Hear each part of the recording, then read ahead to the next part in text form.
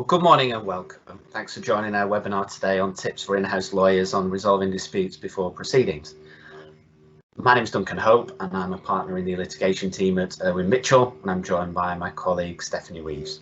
If I can first just talk about some housekeeping, obviously more limited than it would be if we were in person. Thanks to those who've already submitted questions. You can submit additional questions throughout the session via the Q&A function on your screen, and we will try and answer them at the end.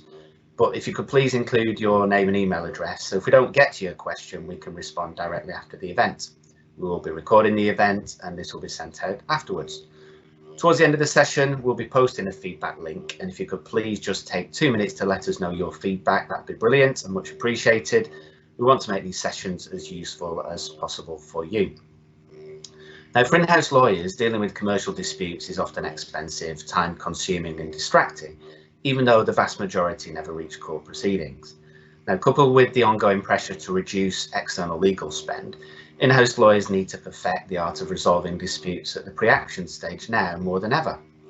We're going to look at how to put the business in the best position so pre-action matters can be closed quickly and compliantly, saving the business time, money and possible reputational damage. At the heart of most commercial disputes will be a contract. Disputes regularly arise where one party fails or is accused of failing to comply with their obligations under the contract. For example, there may be a failure of an obligation to pay for services or to provide goods or services that are expected under a contract, or typically issues could arise around variation or termination of the contract. There might be an argument because one party is attempting to terminate, but that attempt fails to comply with the termination provisions within the contract and is therefore wrongful. One particular area we expect to become increasingly relevant and that we're seeing at the moment is around force majeure arising from the pandemic, in particular where the pandemic has caused supply chain issues. My own sense is that when the first restrictions were first brought in, the parties tended to try to work together to keep supply of goods and services going. But I get the feeling now from conversations I'm having that whilst parties may do at the time, that some of these issues are starting to come to the surface in relation to the contract, and in particular whether force majeure is applicable or not. Now that question is answered by the terms of the contract. It's a matter for parties to deal with expressly within the contract, and the protection afforded will depend on the terms of that clause and the precise drafting. So in the event of a dispute, there'll be real focus on the scope of the clause, and that if it did get to court, that would be determined by matters of contractual interpretation. So if we could move on to the next slide, please. In an ideal world, in-house teams would maintain a bank of relevant contracts, or at least the key contracts, and they would regularly review them and audit ongoing contracts to ensure the parties are complying with the relevant obligations and changing circumstances, and to identify any possible issues around breach, variation or termination in advance. That early warning can help inform strategy. If, for example, a company is looking to terminate and has an audit trail of behaviour of the other party, that can be used to justify early termination. Many contractual disputes can be resolved quickly once all parties are clear and in agreement on the contractual terms in force, but as we probably all know, that can be a job in itself. It can be more difficult if the parties are not operating by reference to a written contract. It may be one exists, but it's been put in a drawer and not looked at for many years, or the parties may not have agreed detailed terms. We appreciate that it's often difficult for in-house lawyers to keep control of contracts that the company has in place. There may just not be the time or resource to do so. But if possible, it would be good to agree a strategy with your commercial colleagues for monitoring performance of issues arising out of at least the key contracts in the organisation. And that may involve regular dialogue with your commercial colleagues who manage the key relationships, just to understand the important developments and potential issues in your relationships. Now, you'll have your own view as to whether that's possible within your own organisation. Many in-house lawyers we talk to may tell us that they're the last to know about problems and are finding out when a dispute has started. Now, at the initial stage of a dispute concerning a contract, as well as identifying the relevant contractual documents and considering the substantive contractual obligations, it's also worth taking note of 4 key potential areas. The first is dispute resolution clauses. Many commercial contracts contain a predetermined process for resolving disputes, so they should be reviewed at an early stage. It may be, for example, that company representatives at different levels have to work through an escalation procedure of meetings to seek to resolve matters before any formal dispute measures can be taken. There may also be a contractual arbitration clause, and any contractual dispute resolution processes must be followed in the event of a dispute.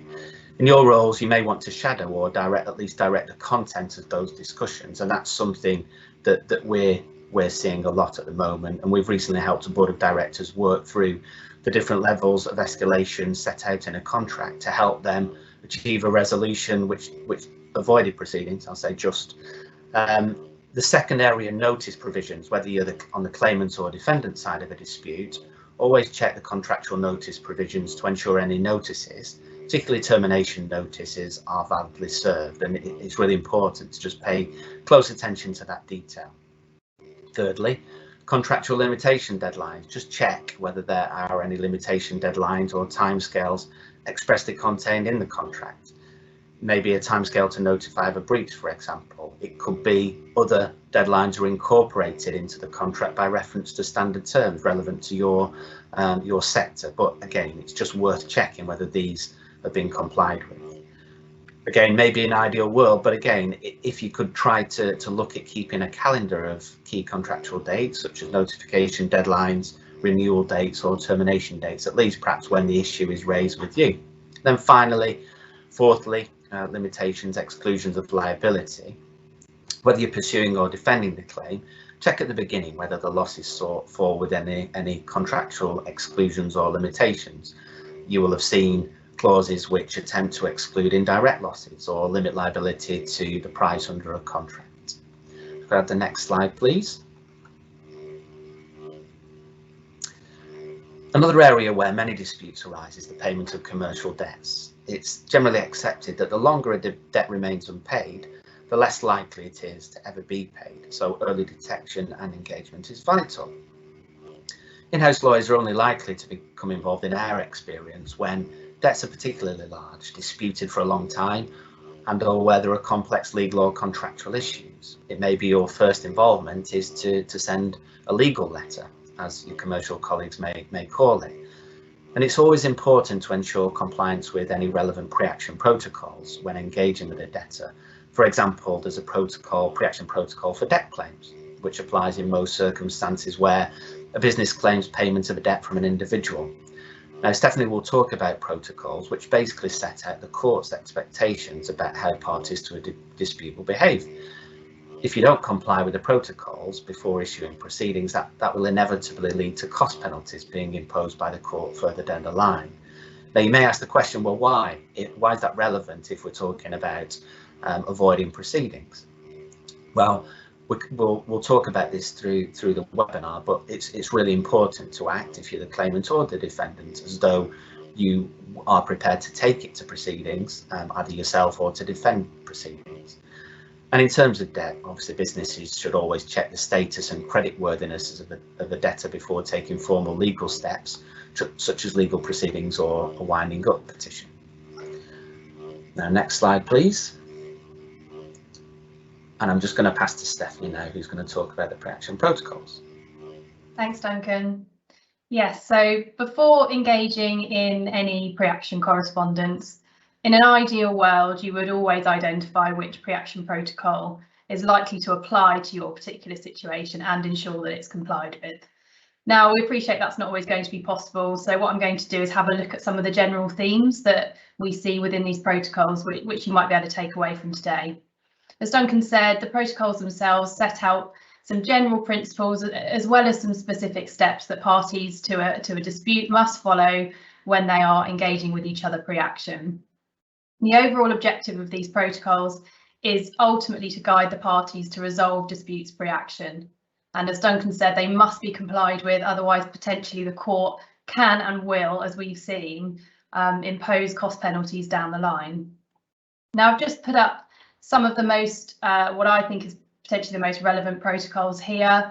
As Duncan's mentioned, the pre-action protocol for debt claims, will apply not in a B2B situation, but where a business is claiming payment of a debt from an individual. So do bear that in mind. I won't go through all of these, but just some of the key ones. Obviously, the professional negligence protocol, as the name suggests, that will apply wherever you are dealing with a claim against a professional. And that might be, as the name suggests, a negligence claim, but it might also be a breach of contract or other breach of duty claim. So do bear that one in mind. And finally, the most important on this list, I think, is the general the general practice direction on pre-action conduct and protocols, very snappily named. Now that protocol applies to all pre-action cases. It's specifically stated to apply where none of the other more specific pre-action protocols apply, but there are some good general themes here that we can kind of have a bit of a deep dive into. Next slide, please. So yeah, the general practice direction is a useful one to look at. It sets out some general themes and expectations of the courts, of parties in a pre-action stage in all disputes. And generally speaking, the intention is to ensure that parties engage on a pre-action basis and they exchange sufficient information in order to firstly understand each other's position and make decisions about how to proceed. Secondly, try and settle the issues without proceedings.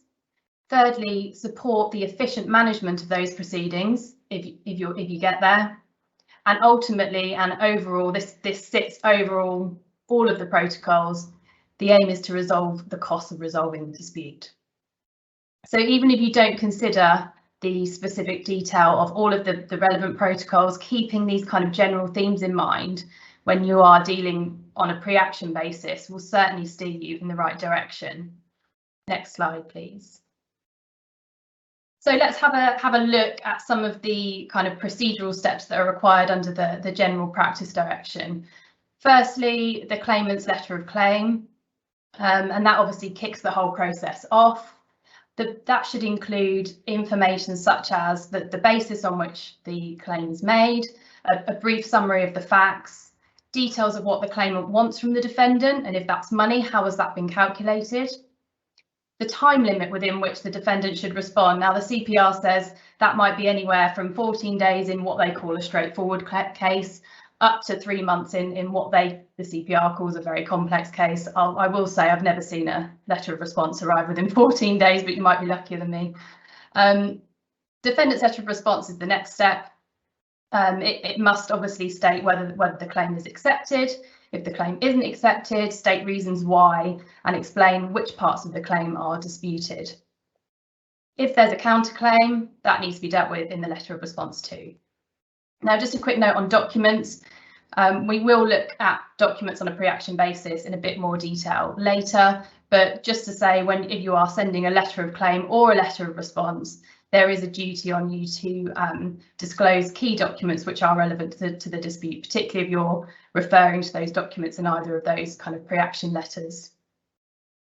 After the letter of response, there usually follows a period of kind of further correspondence between the parties, back and forth, discussing issues, disclosing evidence, and where possible, trying to narrow the issues. Ultimately, that should result in some form of settlement or ADR, and indeed, all of the protocols require parties to at least consider settlement or ADR and whether that might enable them to settle their dispute without commencing proceedings.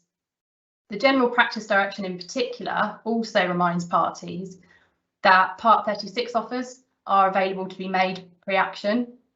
Duncan will look at this in a bit more detail later, but just a reminder really that pre-action offers can be quite a good tactical pre-action step. And finally, there's this stock take provision, which has kind of found its way now into most of the pre-action protocols.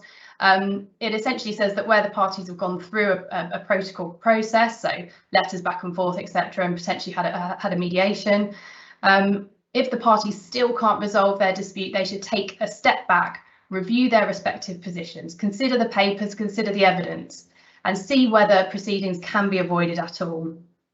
So the question I always face is how do you document that stock take process so that you can demonstrate in future that you've followed it. I suggest something like an attendance note or a file note, just kind of summarising your thought process might be useful if you ever need to refer back to it and demonstrate to a court that you've done it.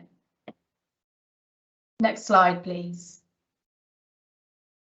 So now we've looked at the protocols in some sort of high level detail. The next thing to turn to really is documents. There are very few disputes that don't turn in some way on documents, and of course as an in-house lawyer, one of your first jobs will be to ensure that all relevant documents are preserved and not destroyed, and to limit the creation of new documents. So as a first step, let's have a look at what the definition of documents under the CPR includes, because some of these are obviously less obvious than others. So documents as a definition includes any record of any description containing information. That's what the CPR says. So that information may be held on a computer, on a portable device like a mobile phone or a memory stick, or within a database. The information obviously includes email, that's pretty obvious, but it also includes other electronic communications such as text messages, webmail, social media messages. Also note that documents include audio and visual recordings, so particularly in this day and age where we are using Microsoft Teams and Zoom just like we are today, the recordings of these types of meetings are potentially going to fall within that definition as well, so do bear that in mind. Just another thing to note is that the term documents does extend to electronic information that has supposedly been deleted. As you're aware, you will be aware, it's obviously very difficult to truly and irretrievably delete an electronic document. And finally, just a note on metadata, do remember it does fall within the definition of documents. Obviously that it's data which sits behind a document and isn't always typically going to be visible, but it can be really important depending on the case that you're dealing with, because it provides details such as the date the document was created, when the document was modified, who modified it, who the document was sent to, including blind copies. So you can see how that could be relevant in certain types of cases, so always worth bearing in mind.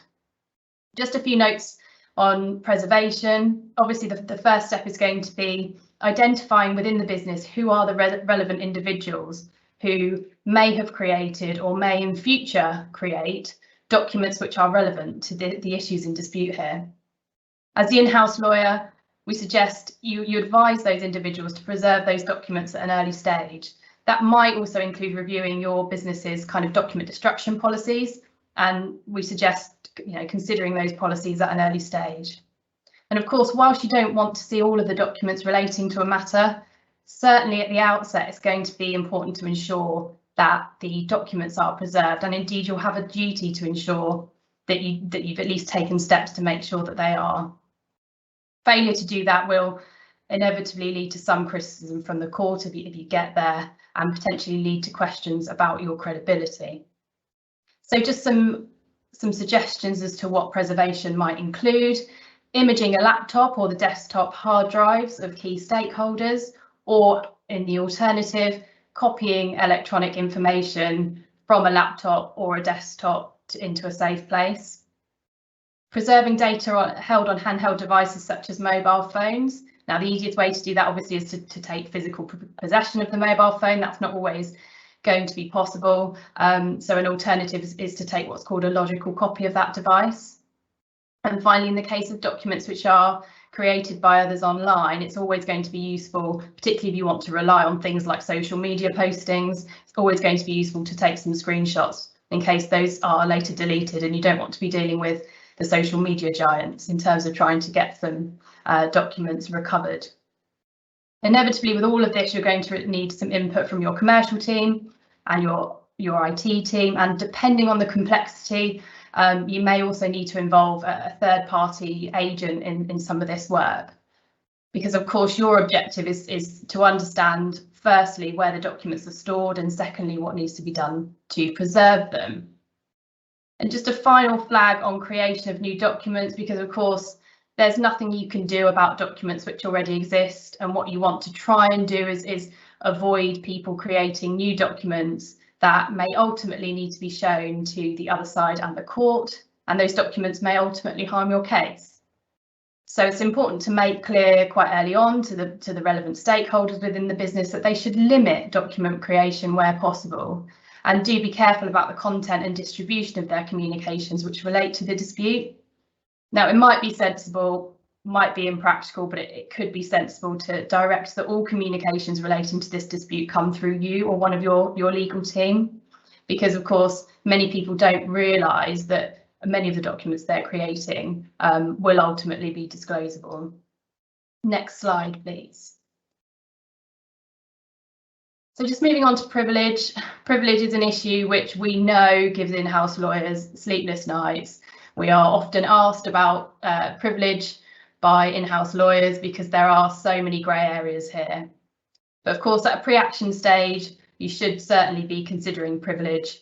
You should certainly be considering which types of documents you are likely to create internally, which you might later wish to claim privilege over. And this might not be documents that you're creating, this might be documents that others within the business are creating.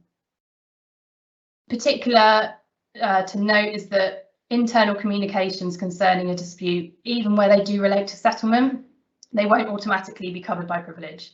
There's no freestanding privilege for internal communications within a business, and a lot of businesses don't necessarily understand that. Litigation privilege will apply in circumstances where, firstly, the communication is confidential. That is a requirement of most forms of privilege. If you can't get over the confidentiality hurdle, then you won't have privilege, unfortunately. Secondly, for litigation privilege, litigation does need to be existing or reasonably contemplated in order for the privilege to attach. That can be quite difficult, particularly at a pre-action stage, to demonstrate that litigation truly is on foot or truly is contemplated. And finally, which is often a bit of a stumbling block, the communication needs to be for the dominant purpose of obtaining information or advice relating to the dispute. So it's not going to be sufficient that, for example, communications have the conduct of the litigation as the dominant purpose. And finally, to note on litigation privilege, there's no need for a lawyer necessarily to be involved in the communication in order for privilege to attach. Moving on to legal advice privilege, which in many ways is narrower than litigation privilege, but is likely to be the one which is of most interest to you. That type of privilege protects, again, confidential communications. The communication must be between the client, and we'll look at the definition of client in a bit more detail later, and their legal advisor or in-house lawyer. And that communication needs to be for the sole or dominant purpose of giving or obtaining legal advice or legal assistance. So litigation doesn't need to be in contemplation, it can be at any stage, but the legal advice privilege will only attach to communications where the advice has been given as part of your legal function, as opposed to your more broader functions within the business, for example, your management functions, compliance functions, etc. So, as I said earlier, particular issues can arise, for example, where the definition of client hasn't been properly thought about. For example, where you are part of a large organisation or where you are part of a large group of companies. The case law really suggests that only those within the business who are specifically authorised to give instructions and receive advice from the legal advisors will have the protection of the privilege. And you also need to, where you're talking about being within a group of companies, you really need to look at which company it is that's obtaining the advice. Of course, I would say, if in doubt, please avoid putting any of these discussions about a dispute or a claim in writing. Of course, we appreciate that that's not always going to be realistic, particularly where you are reporting to your boards, for example. So just, if you must put it in writing, make it clear on the face of the document that it is confidential and privileged, although adding a heading, of course, like that is not going to necessarily be determinative. It can certainly help an argument further down the line that the document should be protected by privilege. Think carefully about the recipients, particularly who is copied into emails. Of course, that will mitigate the risk of privilege being waived, and a communication which is disclosed to a number of people, particularly where some of the recipients of that email are external to the business, that will significantly reduce the chances of demonstrating that the communication was truly confidential and therefore should be privileged. So just think about recipients. Ensure where possible that any non-legal advice is contained in a separate document to the legal advice over which you might later want to claim privilege. I, again, appreciate that could be difficult, but think carefully about whether the non-legal aspects of a document need to be in the same document, or actually could they just be split out in order to retain privilege over that legal advice. Another tip is to make it clear at the outset of a document what the dominant purpose of that document is. Again, that's not going to be determinative, but it will help with an argument further down the line.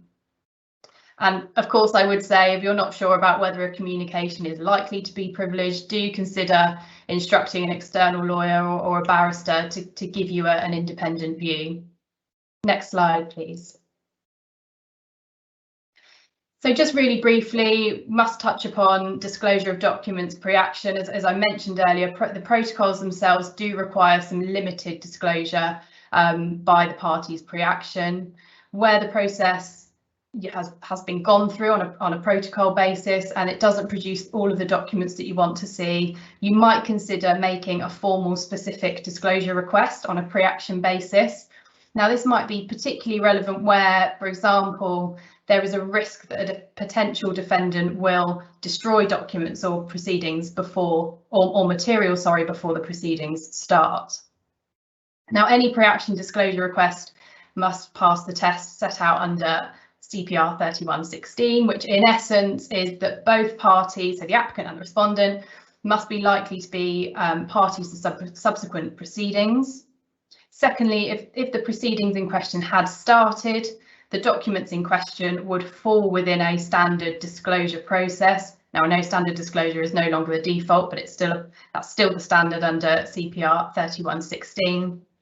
And finally, you have to be able to demonstrate that disclosure of these documents prior to proceedings will assist with essentially resolving the dispute pre-action, or that it will save costs. So those formal specific disclosure requests can be very useful pre-action. If you make them and they're not complied with, of course, you can consider making a formal application to the court for pre-action disclosure. In our view, in our experience, those applications are rarely successful, and indeed the cost consequences of an application like that can often put off potential applicants, because the general rule is that the applicant will ultimately pay not only the respondent's costs of responding to the application, but also their costs of complying with the disclosure order, which can be significant, as I'm sure you can imagine. Next slide, please. So finally, on documents, just a quick note on tactical considerations around disclosure. Of course, all of the documents which you gather in as part of your role will need to be assessed in the context of the claim as a whole, and in particular, whether the document is likely to support or undermine your claim. So having an early grasp of the documents could give you a good tactical advantage for your case. For example, the documents themselves might highlight the need for some independent expert evidence, or it might highlight the need for some witness of fact evidence which hadn't previously been considered. Or you might identify on an early stage a key document which really supports your case or is a real pressure point for your opponent, and you might not have otherwise been aware of the existence of that document. So knowing about them at an early stage can really allow you to take control of how the dispute progresses. Next slide, please. So of course, it's not just documents that you need to worry about in terms of evidence and in terms of building your case. It might also be relevant, depending on the case, to look at obtaining some early pre-action expert evidence, particularly where you have a dispute of a technical nature, where some of the issues ultimately would turn on expert evidence. It might be sensible to obtain that evidence at a pre-action stage because it can help resolve matters. A note of caution though, which I'm sure you will know, is that whilst correspondence with an expert is generally protected by privilege, your instructions to the expert may not be, and therefore there is a risk that any instructions to an expert will ultimately become disclosable to your opponent and to the court. So try and avoid disclosing confidential and privileged information where you can, and Also, it's sensible not to obtain a CPR 35 compliant expert report, particularly until you know what the expert is going to say. And secondly, don't forget witnesses of fact, particularly if you have some potential witnesses of fact who are within the business, who are employees of the business and who may potentially leave or are on their way out of the business. Think about whether you might want to capture their evidence now, but also whether that might be quite persuasive for potentially settling the claim pre-action. Next slide, please. So finally, just a quick note on limitation. Of course, whilst you are going through the pre-action correspondence process, that can become protracted and can continue for months or even years. It's not uncommon for pre-action correspondence to go on for more than 12 months. So it's really important to keep an eye on potential limitation dates, because of course that pre-action correspondence doesn't stop the limitation clock. I've set out there some of the relevant limitation periods, for example, in contract and in negligence. I won't go over them in any detail, but please remember the latent damage knowledge exemption if you are dealing with negligence claims can be quite useful. That additional 3-year limitation period, which applies from a claimant's required knowledge of a claim. If a limitation date is potentially looming, if you take nothing else away from today's presentation, please take this away. Always think about standstill agreements. In our experience, they are quite underused without real reason. They can obviously avoid the need to issue protective proceedings and allow you to really engage in a pre-action correspondence process and try and settle the matter without having to go to proceedings. If you are entering into standstill agreements, do keep a record of the agreements and their expiry dates. Also, remember to pay careful attention to when and how a standstill agreement might be varied. For example, pre-action correspondence is going really well and you want to extend the standstill period further. Or on the flip side, pay attention to how the standstill agreements can be terminated, for example, for one side where they want to issue proceedings. So, as I said, if you take nothing else away, please take away standstill agreements as a potential option particularly where you're dealing with matters that go back 4, 5, potentially 6 years. You should certainly be looking at standstill agreements. So I'm now going to pass back over to Duncan, and he's going to look at firstly settlement. Duncan. Thanks, Stephanie. So in terms of strategy, when you're looking at the strategy, it's really important to consider settlement. In almost all disputes, it's in the party's best interest to reach a commercial settlement without having to resort to court proceedings, given the risk involved in litigation. The court expects parties to consider whether negotiation or some other form of alternative dispute resolution, ADR, might avoid the need for proceedings. Whether you're prepared to attempt settlement depends obviously on the nature of the case and the background to the potential dispute. But if you don't try to settle, there's a risk of facing sanctions and costs later. Talk about that shortly, but in general terms, it can be appropriate to defer settlement discussions until you have a better understanding of the other side's case, but it's something you need to think about quite carefully given the risk. The court can't force you to settle or to try to settle, but it can give the view that the dispute is appropriate for mediation, for example, but it can't force you to mediate. Next slide, please.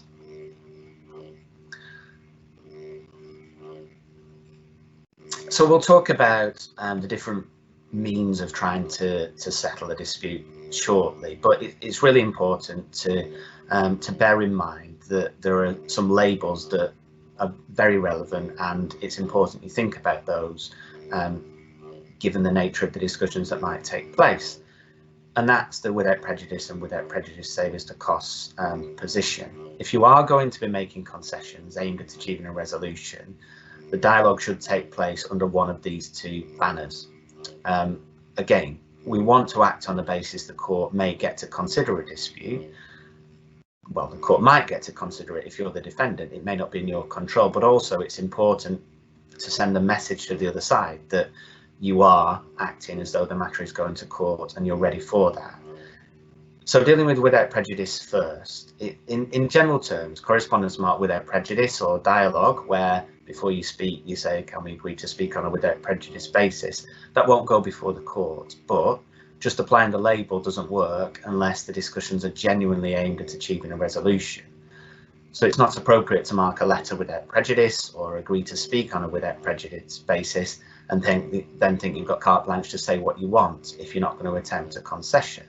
So the risk then is that if someone does that, opens up and identifies weaknesses in the case, and it's not without prejudice, that's going to be a useful factor for the other side, which could be really damaging. I've had without prejudice letters from solicitors even, which just contain no attempt at compromise, and I've successfully argued to the court that the court should be able to look at them, which it has. Now, without prejudice saves the cost slightly different.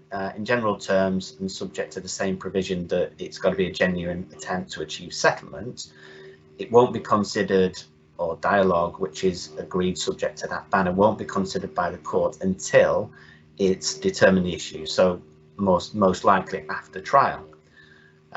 Now, the benefit though is that once it's determined the dispute, it can then look at the issue in relation to behaviour of the parties on issues of costs. So you could say, well, look, at the beginning of the case, I made this offer, which was without prejudice, save us the costs, and because of that, we could have avoided the cost of going to trial.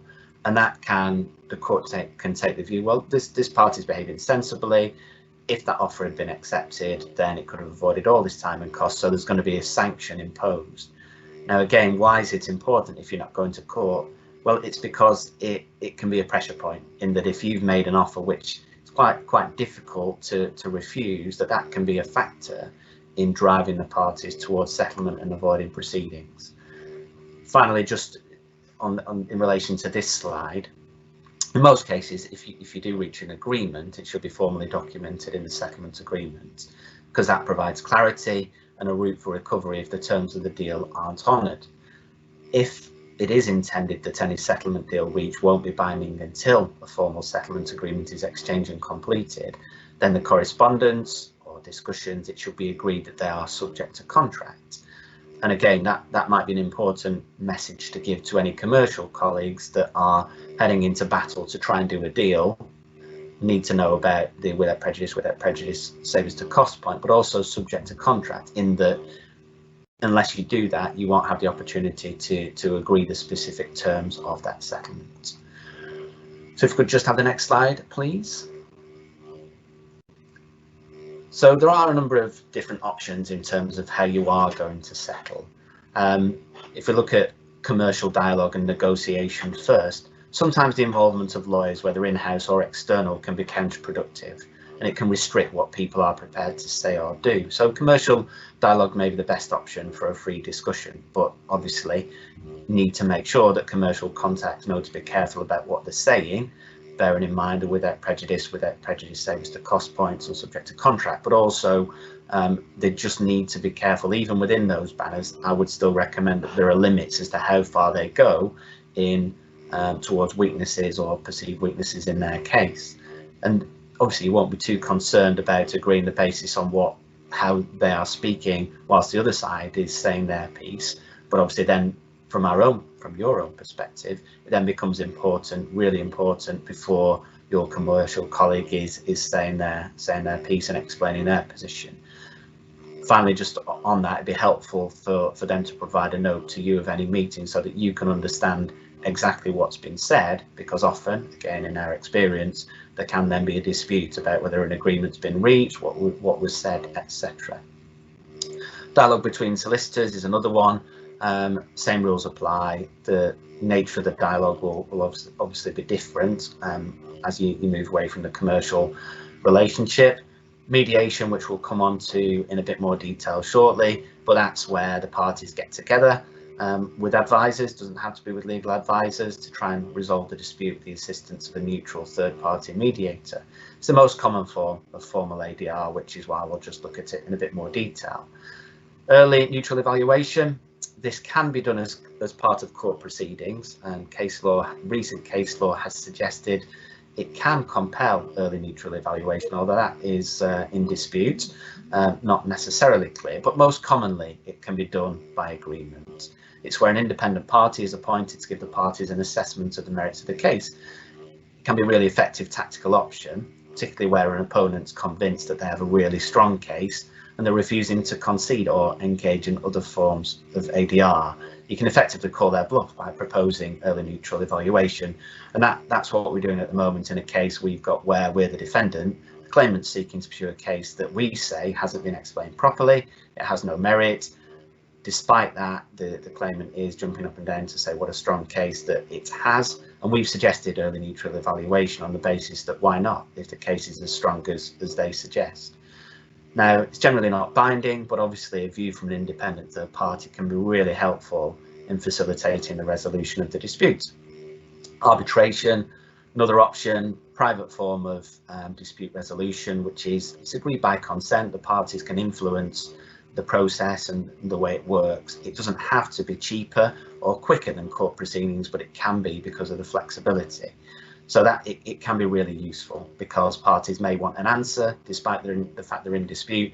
They may agree they want an answer very quickly, and arbitration is likely to be a better route to that than court proceedings, particularly at the moment where obviously we don't know how the pandemic is going to affect the court timetable. Finally, on this section, MEDARB, that's a hybrid between mediation and arbitration, where it starts, the process can start as a mediation and then move to an arbitration where you get a binding decision from the mediator / arbitrator. So there is certainty following that process. If we could just move on to the next slide, please. Just quickly in relation to mediation, some of you may have experience of that. As I said earlier, it's where you will get together with a neutral third-party mediator. There are a number of extremely skilled mediators around who can, despite parties believing that they are so far apart they're not going to achieve a resolution, the skills of a mediator can help move parties together, and the court recognises that, and that places significant importance on mediation. The flexibility is really a real benefit of mediation. There'll typically be an opening session where the parties go before the mediator to summarise their positions, but then it will typically be during the day the mediator will be moving between different rooms, suggesting meetings between certain representatives from different groups, from the lawyers, from experts, etc. So that flexibility and the ability to identify issues that neither party would have identified otherwise is really helpful. I think even if it doesn't settle on the day, it's fair to say that every single mediation I've been involved in has ultimately been key to starting the process towards settlement. Does it indicate weakness? No, it doesn't. In almost all cases, it will be appropriate at some stage to propose mediation. And so, you know, that is something to consider carefully, and it's something that can be seen as a party just complying with its obligations. In terms of the court's position is that the vast majority of disputes are suitable, given the benefits that a skilled mediator can bring. And whilst it seems to be increasing the pressure on parties to mediate, it can't force parties to do that. But if mediation is proposed and it's later, after trial, found out that parties have unreasonably refused to mediate, there can be significant sanctions in costs, which again is another pressure point. So moving quickly through now, if we can have the next slide, please. Just in terms of offers, written offers made either under normal methods or under what's called the Part 36 rules in the civil procedure rules, they can be a really good way of looking to put pressure on the other side for reasons that I mentioned earlier, in terms of if it's without prejudice savings to costs, the court can look at that to think about whether it's appropriate to afford cost sanctions to one of the parties. Part 36 offers, it just imposes a bit more detail on how you make the offer and the consequence of that, in terms of it can require additional damages, additional interest, additional costs. So again, it offers, well-pitched offers, whether under Part 36 or otherwise, can be really good tactical steps to put pressure on the other party, to send messages how strongly you feel about your position, to make them really think twice about taking the matter further forward, given the risk that if they do and don't achieve a position which is the same as or better than the offer at trial, they could face real significant consequences, particularly under the Part 36 regime. So really, all the things we've talked about, there are some important points that you can think about in trying to apply some pressure to the other side, whether you're claimant or defendant, such as the threat of proceedings, making the other side believe that you're going to go through with that, putting forward offers to make them understand the consequences if they don't accept that. Mediation, again, proposing that as a means.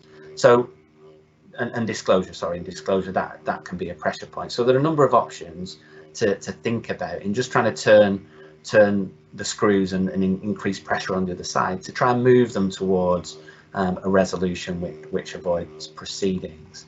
Then just quickly, the last slide, which relates to funding.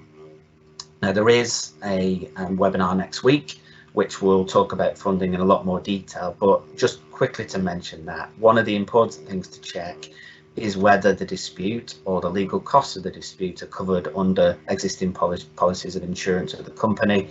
And you might be surprised to see how many disputes are actually insured, and it's often a client can find out, have a surprise that it does have legal costs indemnity which can cover the cost of the dispute.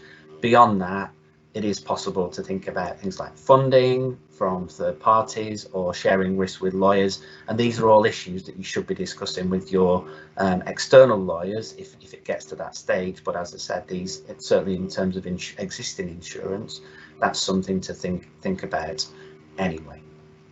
So I'm just conscious of time, it's 10:15, and just wanted to get to some questions. We've had a couple before the session, which we'll talk about.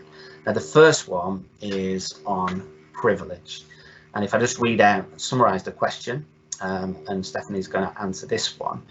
Recent case laws confirm the dominant purpose test applies to both legal advice privilege and litigation privilege. In practice, there could be an argument about most documents over which paragraphs constitute legal advice and which are commercial considerations that are not privileged. Makes it very difficult, obviously, for directors and in-house counsel to discuss anything by email or document thoughts or decisions. Now, the question is whether the approach the courts are taking and that we're taking in terms of these issues as part of disclosure exercises. So, Stephanie, if you could answer that. Thanks, Duncan. Good question. And really, this does go to the heart, I think, of the issues that we are often asked to advise GCs on in relation to privilege. I think it's worth just taking a bit of a step back and just reminding ourselves of what those two types of privilege require on a dominant purpose test. Legal advice privilege requires the dominant purpose of the communication to be obtaining or giving legal advice, essentially. And litigation privilege requires the dominant purpose of the communication to be obtaining information or advice in relation to the litigation. So it often happens, and a document may very legitimately contain content falling within one of those definitions and content which falls outside of those definitions. So, for example, any advice given which is kind of purely commercial in nature, that isn't going to attract legal advice privilege. So I touched upon some of the ways to potentially avoid this whilst you are giving the business advice.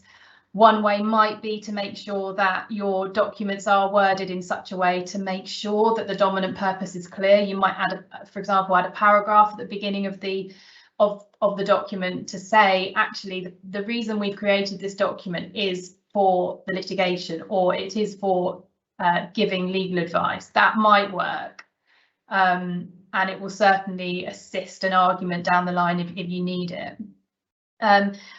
If you can separate the legal content from the non-legal content when you're creating documents, you should, particularly if you want to then get some protection over the legal content down the line. If you're at the disclosure stage rather than the creation of the document stage, you might consider disclosing the document as a whole, but obviously redacting out the privileged material. Of course, on the flip side, that can send a huge flare up to your opponent that there is some privileged material in there, or some material which you consider to be privileged in there, which they might then want to see. So in answer to the question, it's entirely possible, and we are seeing that courts are potentially more willing to look at a more kind of forensic analysis of documents. Particularly, I've seen it where a party has sought to rely on a wide kind of blanket application of privilege over a large number of documents. I think courts are much more likely to take that kind of forensic approach. So I think just going back to the best practice piece, you're better off keeping in mind that all of those principles, the dominant purpose principles, before creating any documents, because there is always that risk that a court will do a line by line review of documents. It's uncommon, but it can happen, and it does happen. Great. Thanks, Stephanie. We've also had a question about the impact of the new disclosure rules. Now, we interpret that as meaning a reference to what's called the disclosure pilot scheme in the business and property courts, which came into play in January 2019, and it's since been amended as recently as April. Business and property courts, as you may or may not know, is just a particular division of the court system, which is typical for dealing with commercial disputes. Now, how does that work in terms of pre-action consideration? It links in with what Stephanie was saying before, in that parties are required to take reasonable steps to preserve documents in their control, which may be relevant to any issue in the proceedings, to suspend deletion or destruction processes. And it's also important to give written notification to relevant employees and former employees where there are reasonable grounds to believe that they may be in possession of disclosable documents that aren't in the party's possession. Same applies in terms of an obligation to make sure agents or third parties who hold documents on a party's behalf don't delete or destroy. So again, the point is when you need to make sure that those obligations are complied with, and I would suggest that it is important to do that at a very early stage. There are certain confirmations you will need to give to court if it goes to proceedings. Again, we're hoping to avoid proceedings, but if your defendant may not be in your control, but this is just good practice. Just obviously in terms of disclosure processes within proceedings, not the subject of this webinar, but just to explain very briefly that the intention behind the pilot is to save time and costs on disclosure, one of the most expensive stages of litigation, by having perhaps a more sensible approach to identifying key documents, what should be disclosed, what maybe stuff shouldn't be disclosed at all. But there are a number of different options you can work through once you're into proceedings to hopefully make the whole process more sensible and proportionate. So if we just look at some of the other questions that have come in, we've had a question just about standstill agreement. So Stephanie, if you could just explain just a bit more about a standstill agreement and what that does, please. Sure. Yeah, probably remiss of me not to have explained this in a bit more detail, so apologies.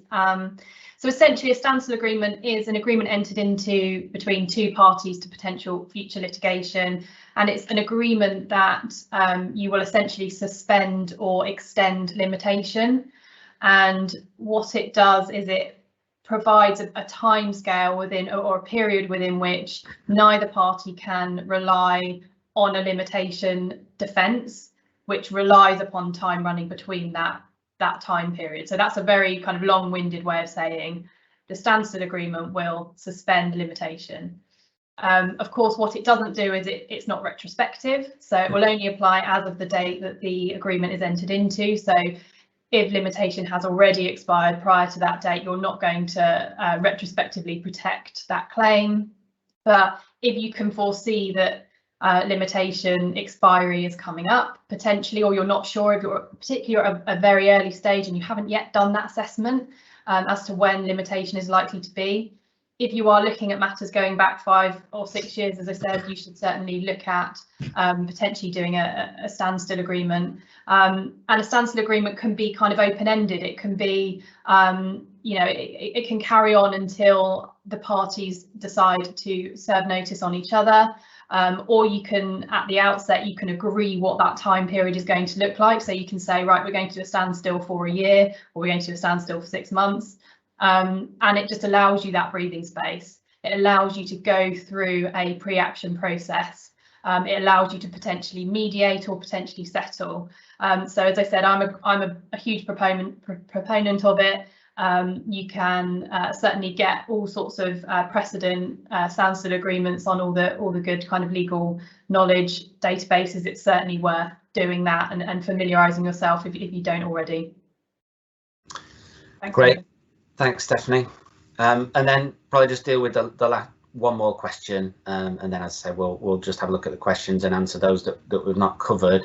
So the last question before we wrap up, given the time, is just in relation to document retention and an interest expressed about document preservation and privilege and best practice for that.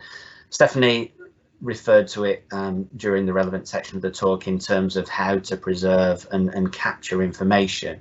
Now that is necessarily going to involve or should involve experts either internally or externally. It will typically depend in our experience on the nature, value of the dispute and scope of disclosure, but it's important where there is significant amounts of disclosure to go through a careful process to identify it and to capture it. And if working with experts, they will have a specific method of capturing and then recording and capturing that data, and will produce a clear audit trail as to how they've done that, which, if it becomes a subject of a question in court proceedings later, the experts will be able to explain the process they went through, how it was in accordance with the court's requirements. So there is some real expertise in capturing and retaining the data and then making it available for us or you to look at as part of any disclosure exercise or looking at the issues in the case and thinking about strategy. But again, that's something that is quite detailed, and if it's of interest, we're obviously happy to talk about that in a bit more detail. In terms of a wrap up now, given the time, just wanted to say thank you very much for joining us. If you have any further questions, please get in touch with us, and we'll be happy to chat the issues through with you. Our website's up on the screen. That's a useful area for legal updates and information about future webinars.